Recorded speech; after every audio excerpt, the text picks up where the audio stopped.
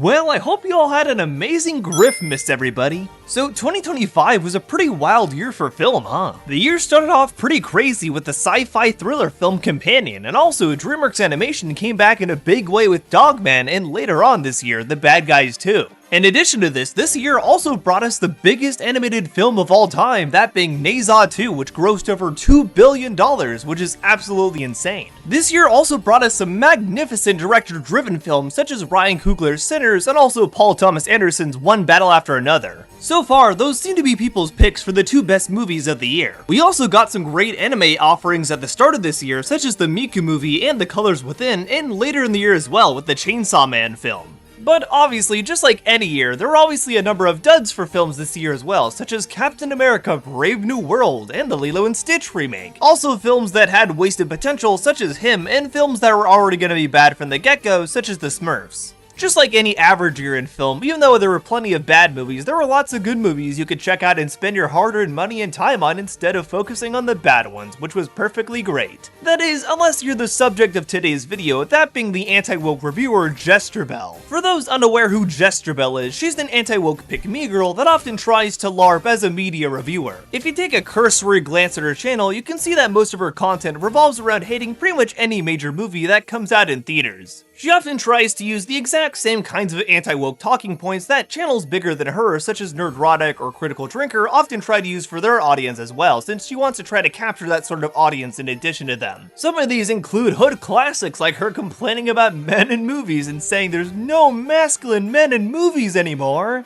Oh, right. Oh boy. Recently, however, she put out a video that was so insanely foolhardy in its conception that a lot of people have been calling her out, even those on the anti-woke side of things as well. This video was called 2025 is the worst year in movies that I've ever lived through. Sorry, what now? Yes, you heard that right. Apparently Jesterbell thinks that 2025 was the worst year in film ever with not a single good film at all. So after seeing the incredibly telling thumbnail for this video, I decided to check it out myself and see why Jesterbell thought that 2025 was the worst year in film ever. So without further ado, let's see what she had to say. I thought it would be a good time to just express what I've been feeling this year reviewing movies. Ah yes, and by reviewing movies, you mean only major American mainstream blockbuster films, since if we look at your channel, that's all you've ever covered here. No foreign films and no independent films, but yeah, clearly you're reviewing all movies here.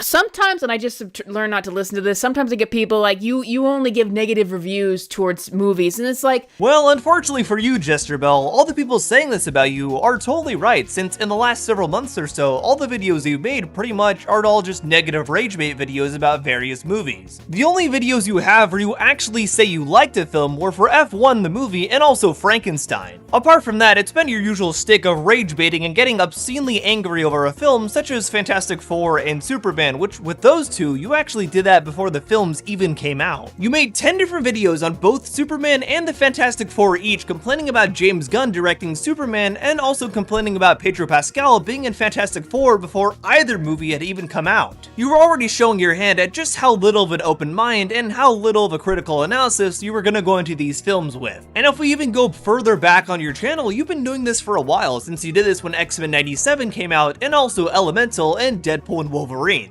Also funny enough, Jesterbell was also somebody initially defending Rachel Zegler when she was initially getting a bunch of hate for her comments about the original Snow White movie. Jesterbell had initially made one negative video about Rachel Zegler and then later retracted it after seeing a bunch of other negative videos about her that she thought went quote-unquote too far. Interestingly enough, one of the videos that she cited as going quote-unquote too far was none other than a video from Nerdrotic. And lo and behold, after seeing Nerdrotic's video's view count and seeing just how many views she could get by hating on Rachel Zegler, she immediately disregarded this video she made and made 3 more videos crapping on Rachel Zegler simply for views, and even used the exact same face in this thumbnail as Nerdrotic. The grift is absolutely real. She saw the exact possibility of how catering towards an anti-woke audience could possibly allow her to get picked by one of these people such as Critical Drinker or Nerdrotic, but sadly for her, that still has yet to happen. Gee, I wonder why. There would always be something for me. Not to say that there weren't years that disappointed in the past,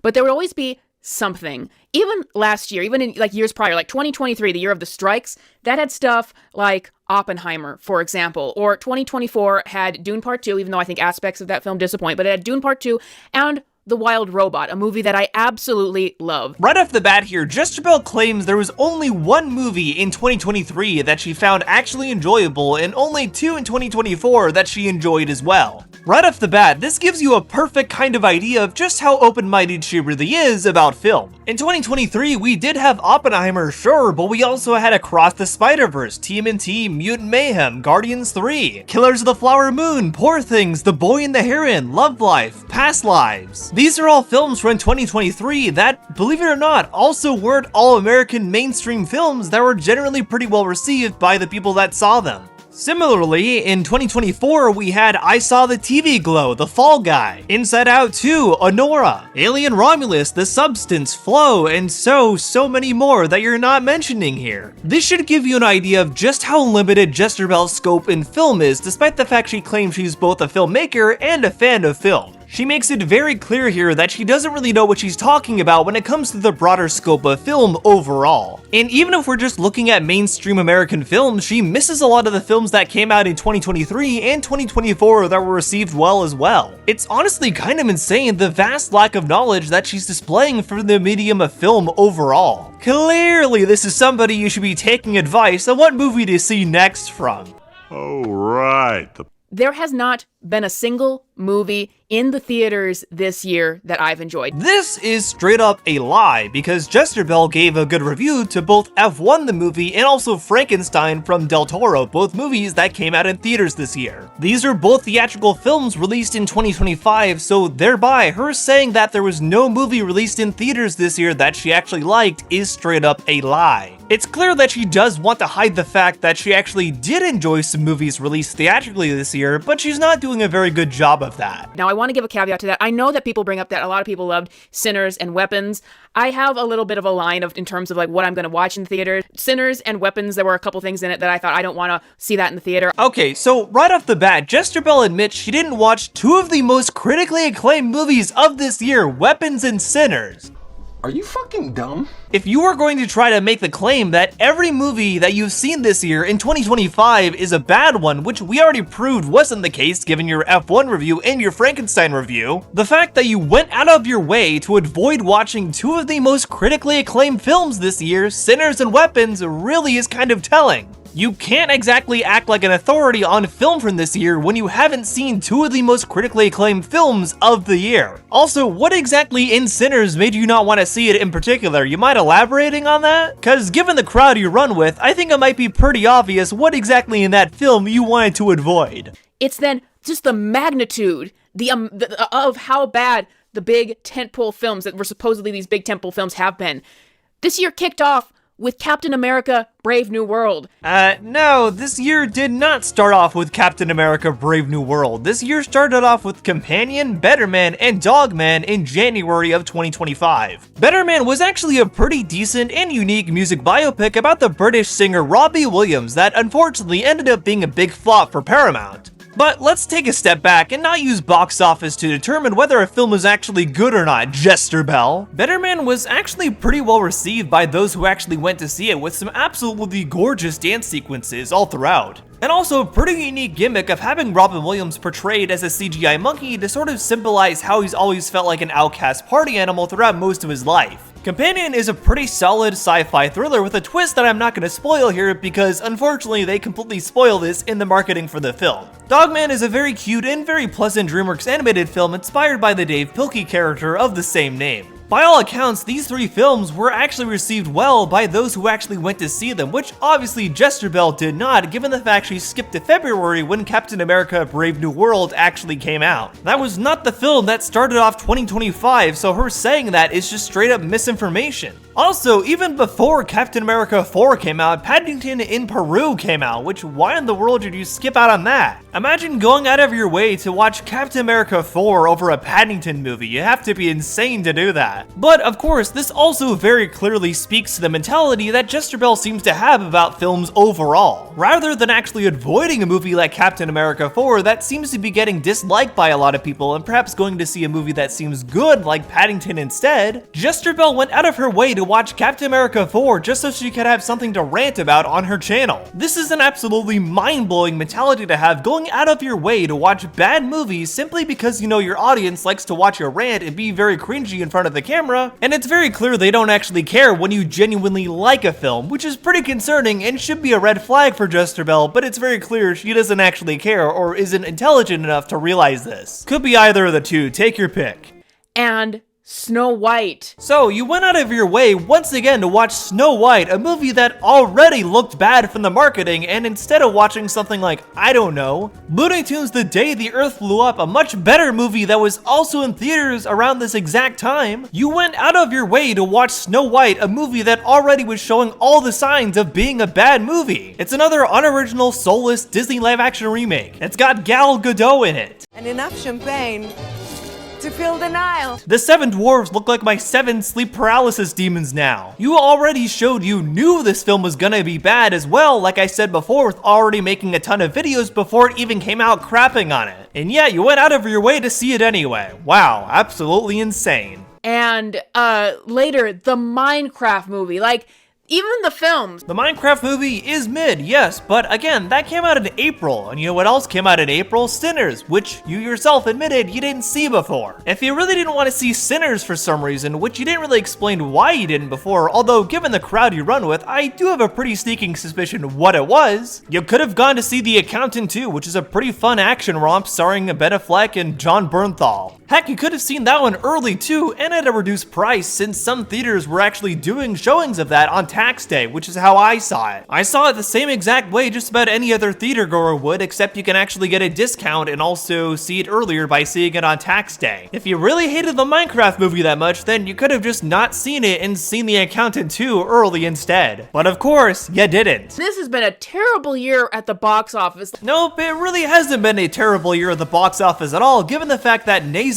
2 became the biggest animated film of all time. And it wound up breaking several box office records as well, including ones previously held by The Force Awakens even. But right, clearly 2025 has been a terrible year for the box office. The jokes just really write themselves here. Like, there was recently an article that came out that said the October box office this year is the lowest it's been in 27 years, like not even considering inflation and excluding the pandemic. Like, it is insane. So what, we're jumping straight from April to October now? You skipped 6 extra months. Jurassic World and Demon Slayer came out in July and became 2 of the highest grossing films of this year. Are you really just gonna go ahead and ignore those and act like they don't exist? Oh right, you are, because it doesn't fit the narrative you're trying to push here. As for October being a massive dud at the box office, indeed it was, but a big reason for that is because there weren't really that many horror movies released in October at all. The only horror movie release that came out in October of this year was actually The Black Phone 2, which was relatively successful. But apart from that, we had Tron Ares, a film with very niche appeal in general given how niche of an audience Tron has already, and The Smashing Machine, an A24 film starring The Rock and Emily Blunt that failed to capture anyone's mainstream attention.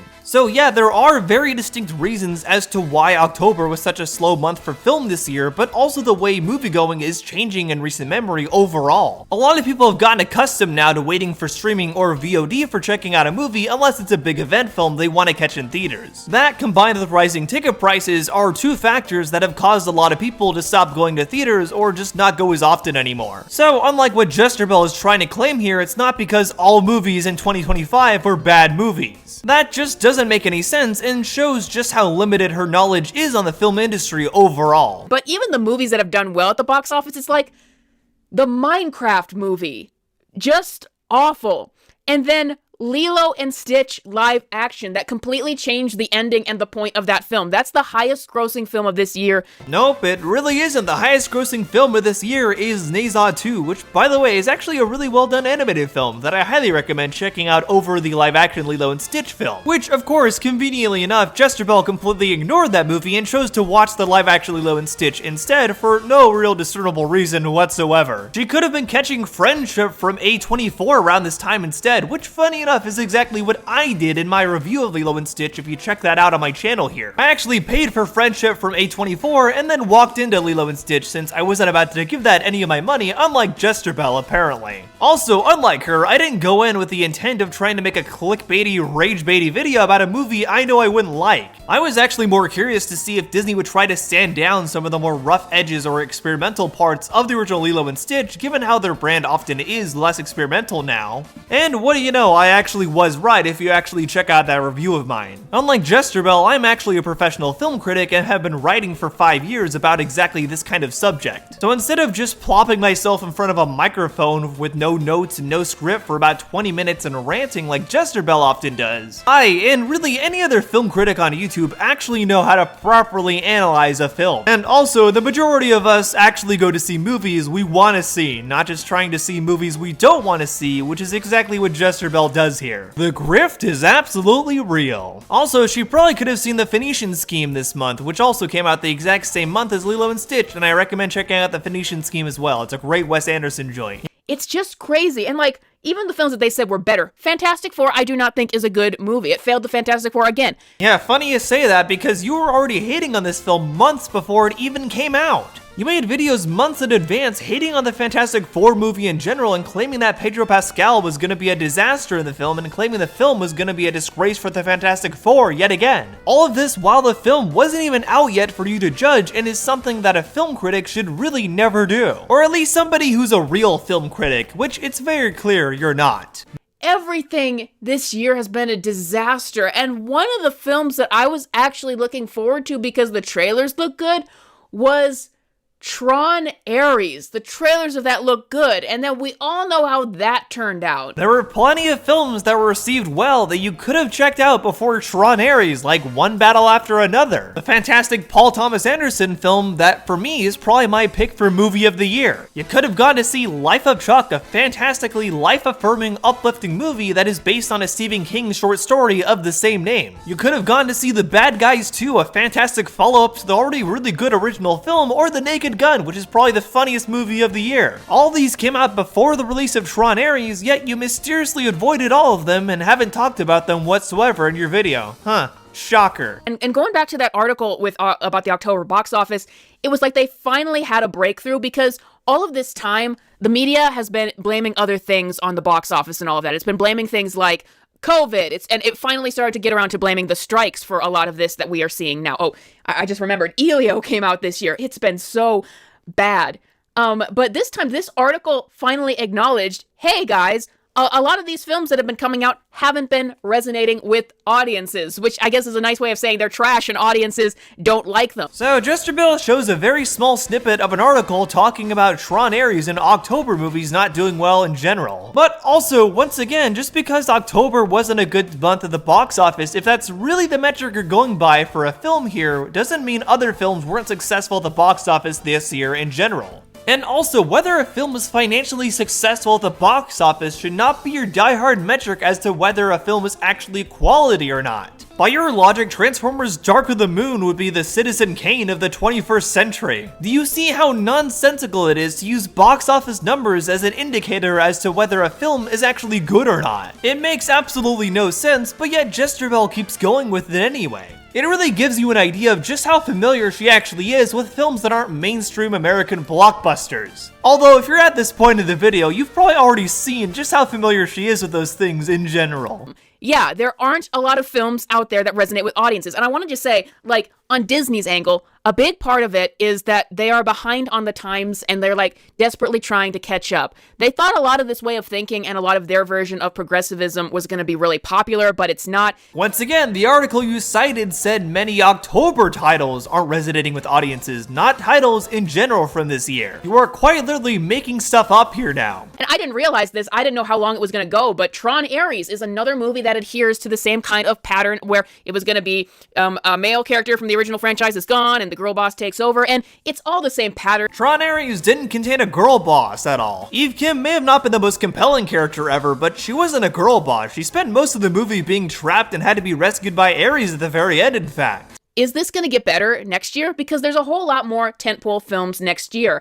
And for the remainder of the year. I think that there is going to be more hits next year, potentially, but I still think that there's going to be big bombs. There's also a lot more than just tentpole films coming out next year, which unfortunately you seem very adverse to actually checking out or acknowledging from this year as well. Next year, you can check out the latest anime film from Mamoru Hosoda, the guy who made Wolf Children. It's a big fantasy epic called Scarlet and actually looks pretty good and pretty creative with how it switches up animation styles. For more American-leaning stuff, we got Coyote vs. Acme finally coming out next year, which is fantastic. I've also got the newest film from Gore Verbinski, that being Good Luck, Have Fun, Don't Die. And if we really want to look at big tentpole releases, we've also got Mario Galaxy the movie, The Odyssey from Christopher Nolan, Dune Messiah, and also Project Hail Mary as well. This is of course me disregarding Avengers Doomsday given the fact there's a pretty noted lack of anticipation for that film overall. But even outside of Avengers Doomsday, there are big tentpole films that people do want to see, and there's also more to the film scene than just big tentpole films. This is something that for some reason Jesterbell doesn't really understand. Oh, and also Hoppers is coming out next year from Pixar and actually looks pretty good and is from the creator of We Bare Bears. So make sure you actually check that out next year, given the fact I think it looks pretty good and I don't want another Elio situation again either. Unlike Jesterbell, of course, who always wants something to complain about for her grifty channel no matter what. So it seems like there are more films next year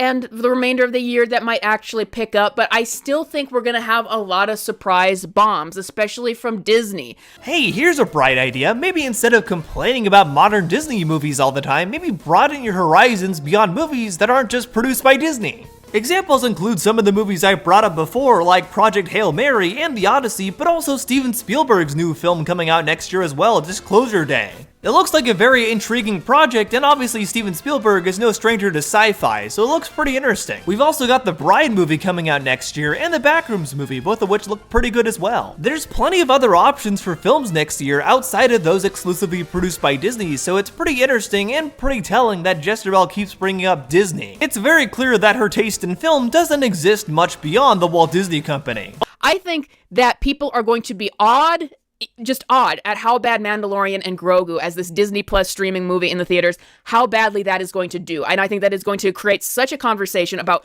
what has happened with Star Wars since it's going to be its first film back in theaters after all of these years. Like, I've been wondering that about the upcoming Zootopia 2, because the original Zootopia was so heavy with political messaging. I'm sure they must have done that with the sequel. I wouldn't be a bit surprised if that's part of the reason why a sequel got greenlit. But then I'm wondering, is this going to be another film where they gutted some of those themes, and we're going to see that in the final film?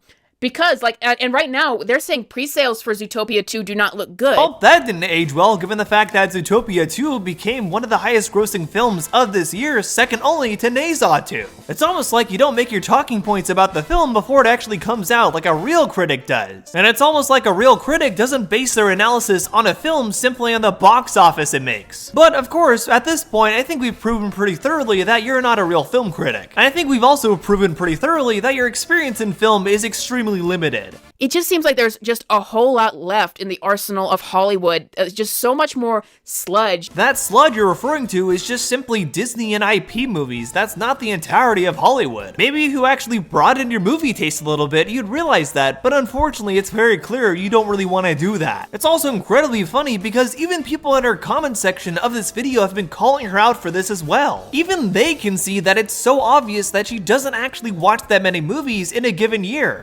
That we're still in the era where all that we're watching is sequels and remakes and franchise films. Nope, once again, there are plenty of films that aren't just franchise films or sequels that have come out this year. I already brought up things like Life of Chuck and Friendship, but there's also Mickey 17, The Materialists, and also things like Eddington and Good Boy, which came out this year as well, which obviously you didn't watch any of those. There are still plenty of original projects in Hollywood, you're just not really seeking them out at all. So even though 2025, I'm hoping that it brings a lot more business for theaters. Why not hope for movies that are successful at the box office to be good movies first and foremost? I swear, Jesterbell is so hung up on the idea of the box office being the end-all be-all for whether a film is quality or not, when really that's just not the case. She keeps talking about it as though it's the holy grail for the pedigree of a film, even though that really doesn't make any sense at all. There are plenty plenty of films that are coming out this year from major studios that have good writers, like Paul Thomas Anderson writing One Battle After Another, or Seth MacFarlane writing for Naked Gun. Of course, those weren't Disney movies, nor were they superhero movies or anything adjacent to that, so it makes sense you didn't really pay attention to those. And so while next year I'm glad that there are more films that might bring it in at the box office and keep theaters alive, I'm just not trusting Hollywood yet. It's like,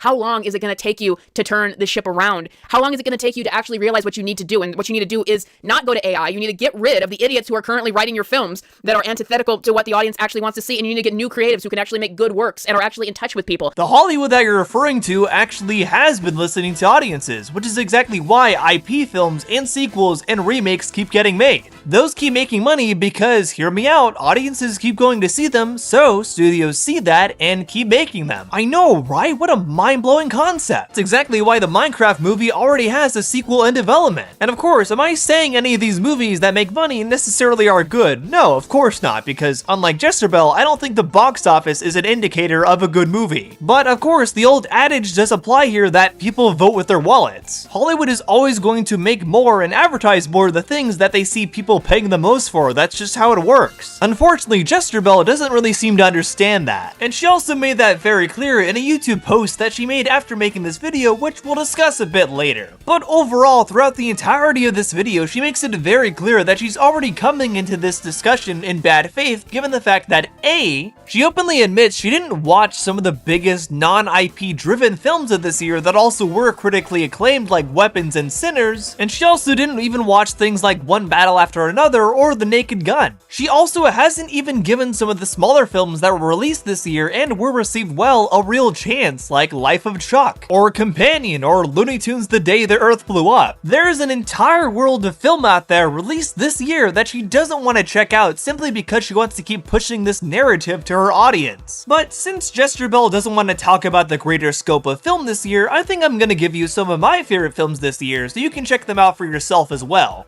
I personally always love encouraging people to check out films they might have not heard of before and encourage them to check out the greater scope of film in general. There's always a lot of great films released every year in my opinion, even films that do make a lot of money like Sinners. So I'm hoping by me listing these off might even lead you to find a film that might end up being one of your new favorites. Obviously, like I said before, my current pick for film of the year is One Battle After Another from Paul Thomas Anderson. I've been a big fan of his work for a while, and I've talked about my love for Punch Drunk Love before on a video where I talked about how that actually has good autism rep, since it actually is a very good autistic movie in my opinion. But yeah, One Battle After Another is PTA at the top of his game once again. Also, probably one of his funniest and wittiest movies that he's ever done as well. There were a lot of lines here that I remember my theater cracking up at constantly. Leo really kills the role here as this beleaguered former revolutionary who's very out of his element here, trying to track down his daughter. Sean Penn really kills it as this very creepy but also very pathetic villain who's the leader of this white supremacist group called the Christmas Adventurers. And Benicio del Toro steals literally every scene he's in. He's so good here. Really great film, can't recommend enough, although if you're watching my content, you've probably already seen this one anyway. I'm seeing Marty Supreme in a few days, so I guess I'll see if that ends up taking over as my film of the year or not.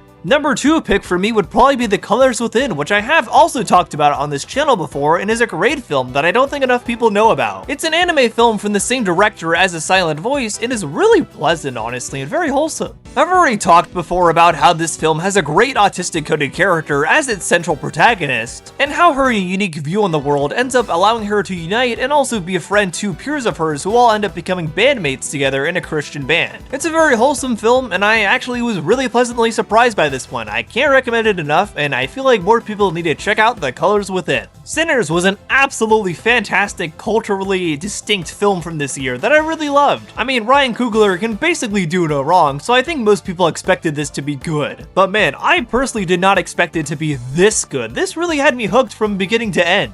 Really great vampire thriller, really great cultural exploration, and also that scene is absolutely mind-blowing. If you know, you know. Go watch Sinners, it's great, although you've probably already heard that from other people by now as well. Life of Chuck is a really great movie that, again, I don't think enough people saw this year. It's an absolutely amazing, life-affirming, uplifting film that stars Tom Hiddleston and is actually based on a short story by Stephen King. But don't think of it as Stephen King as in something like It, more like something like The Shawshank Redemption. Yeah, it's that side of Stephen King, which is a side I feel like we don't get to see very often, but is really cool to see when we do. This is such a powerful film that has such an aura once everybody left the theater that I saw it in, from what I recall. You could really tell everybody was in awe and pondering what they wanted to do with the rest of their lives after having seen that film, which honestly isn't something I can say for a lot of films that come out in recent memory. Definitely go check out Life of Chuck, cannot recommend it enough. Another movie I highly recommend was A Colorful Stage, the Hatsune Miku movie, which, not gonna lie, I wasn't even a Miku fan before seeing this movie, so that's how much of an effect it had on me. It's fun, it's cute, it's wholesome, and it's surprisingly emotional too. I wasn't really that familiar with the Miku brand before watching this film, so I was pretty surprised as to some of the places it went to. It will be on Blu-ray and digital next year though, so if you want to check it out, there's your chance, since honestly Project Sekai is really bad at licensing stuff in North America sometimes. Some others that I recommend off the top of my head here from this year would be Good Boy, The Naked Gun, Looney Tunes The Day the Earth Blew Up, Zootopia 2, The Bad Guys 2, Frankenstein, Wake Up Dead Man, The Accountant 2, Better Man, and plenty more. Oh, also, I did enjoy Elio and K-Pop Demon Hunters as well, despite the fact that every single clickbaity YouTuber on YouTube was trying to compare these films, even though they're really not that comparable at all if you watch them. And of course, Jesterbell herself did this as well, shocker. But like I said before, not long after making this video on 2025 movies, Jesterbell ended up getting a lot of people in the comments calling her out for how awful this take was. And if you really look, most of these comments aren't even rude at all, they're just suggesting other movies for her to watch outside of big IP-driven Disney movies or blockbuster movies. But for some reason, just people suggesting movies for her to watch was enough to get her to crash out in a pretty bad way. So she made this big post on her YouTube trying to defend the video she made and honestly looking even dumber because of it, so let's take a look at what she said here. At the start here, she says, occasionally when I talk about how bad movies are now, I'll get some snooty film snob in the comments saying, your problem is you're only watching Disney and superhero movies, broaden your palette. Not gonna lie, I'm not really sure why I read that in the nerd voice because whoever's saying that is totally right. The majority of your videos here are you talking about Disney movies or IP-driven films, which obviously has led people to realize that that's really all you check out, mostly for films. So not gonna lie, it kinda makes sense why people would come to that conclusion and try to tell you that there in your comments. Meaning, I need to be watching more obscure indie films to find something good. No, nobody said that at all. Things like One Battle After Another, Sinners, and The Naked Gun aren't indie films. You don't have to be looking at just exclusively independent films to see there are still good movies out there being made today. The problem that people are picking up here and saying to you is that you don't really seem to want to check out those movies at all and just keep talking about the same big IP movies. That's exactly what people are saying here. They're not saying you have to only check out independent films. First off, when I'm talking about how bad movies are now, I'm of course comparing the mainstream blockbusters of today with the ones from the past. Well, people like myself and others know that's exactly all you're talking about since that's really all you seem to actually check out in terms of film. But the thing is, throughout the entirety of that video, you try to act like all movies from 2025 were bad. You didn't specifically say mainstream blockbuster films, you said all films. When you say it like that, people aren't just thinking of mainstream blockbuster films, they're thinking of all films because you said that. And when you're not actually talking about all films, you're just talking about mainstream IP-driven films, that comes off as very disingenuous. And it's very clear that you actually knew this, and you gotta know it at comments calling you out on your BS here, so that's why you made this post and decided to try to backpedal on that. Yeah, sure, nice try, Jess. Factually, Hollywood used to release more quality original films for the mainstream as well. Okay, cool, they're still doing that. You didn't talk about any of the original films from this year like we already talked about. So why don't you talk about those instead of trying to claim that they only made them in the past? You still haven't done that, and once again have mysteriously avoided every single original film that I've brought up from this year. Gee, I wonder why you did that. Obviously, Jesterbell is simply bringing up this quote-unquote fact to hide the fact that she hasn't talked about any of the original films from this year. This is something that plenty of people were calling her out for in the comments, and this is something she wants to avoid at all costs. And obviously, there's nothing really wrong with watching mostly mainstream movies when it comes to moviegoing. Plenty of people do that. But the difference there is that those people will actually admit and usually own the fact that they're really only interested in watching mainstream IP-driven films. Jesterbell, on the other hand, cannot admit this fact whatsoever, and that's exactly why she's acting like all movies from 2025 are bad. For some reason, she doesn't really want to admit that the only films she checked out this year were either Disney movies or IP-driven movies, something that this post makes even more obvious. This is incredibly disingenuous and really just shows even more how dishonest Jesterbell actually is as someone who tries to review movies. Here she claims the indie space is not much better right now though. Similar to mainstream Hollywood, the indie space is incredibly gatekept, so that's still in the same pool of rich, well-connected people able to get their films into the best film festivals and get exposed to distributors. It's incredibly difficult for anyone truly independent to get good exposure for their film. And I'm sorry, I just haven't seen anything interesting coming from the elite indie filmmakers that film snobs watch to pretend it makes them look better than everybody else. Wow. That was a pretty offhanded, generalized comment there from Jesterbell. She seems to think that anyone who watches independent films automatically is a film snob and thinks they're better than everybody else. Yeah, that's totally not overgeneralizing and completely condescending at all, right? Also, she claims that indie films are always the same slop made by the same group of people. Right, cause Good Boy is totally the same kind of movie as Flow, and funny enough, both those films were actually not too hard to make. They weren't made by rich people. Flow was entirely animated by a pretty small team of people on Blender, and that film won Best Animated Feature and the first ever Academy Award for Latvia. Kinda goes ahead and proves Jesterbell's thesis completely wrong there in an instant. If you actually put effort into making a good film or good content, something that Jesterbell very clearly doesn't, you actually might have a chance in making it in the independent film scene. The director of Flow very clearly actually put effort into his film. Jesterbell does not put effort at all into her YouTube content and always repeats the same exact talking points, and funny enough made almost this exact kind of video at the end of 2024. Yeah, she made a video at the end of that year calling every movie she saw in 2024 bad as well. Wow, shocker. Overall, it's very clear that Jesterbell doesn't actually want to check out any of the actually good movies that weren't IP driven from this year. I'm sure when 2026 ends, we'll see another video from her complaining about all the movies from that year as well, and it'll all be the same IP-driven stuff instead of anything else also. But regardless of that, I hope this video at least encouraged you to check out some of the other movies that I recommended from this year and hopefully broaden your film taste overall. That's something I really love to see people do in general. And fortunately, people like myself calling out grifters like this has helped a lot of people understand what real film criticism looks like too. It's caused channels like Geeks and Gamers, Heel vs. Babyface, Clownfish TV, and even Jesterbell herself to start dropping in viewership, which is definitely very good to see. That means people are finally looking elsewhere for actually good media takes, which is good and exactly what I want to see happen. So thanks everybody for listening to these videos. I'm happy to keep hunting Griftly bears. But what do you think? Am I wrong? Am I a gay furry? Let me know in the comments below. Regardless, thanks so much for watching this video and hope you enjoyed it or learned something new from it. If you liked this video, be sure to give it a like and also consider subscribing as well. I do lots of videos covering things like film and animation on this channel overall, so if you like this video, you'll probably like the other videos I have planned as well. You can check out the description for my socials and also the link to my Discord also, where you can communicate with other film and animation fans. And you can also check out my Letterboxd link down below for some of my written film reviews. Special thanks to all my patrons and YouTube members who keep me doing what I do here monetarily. I appreciate y'all a ton. And I appreciate you for coming to the end of this video. Hope you enjoyed it or learned something new from it. But for now, I've been Otterly Noah, and I'll see you on the other side. Bye!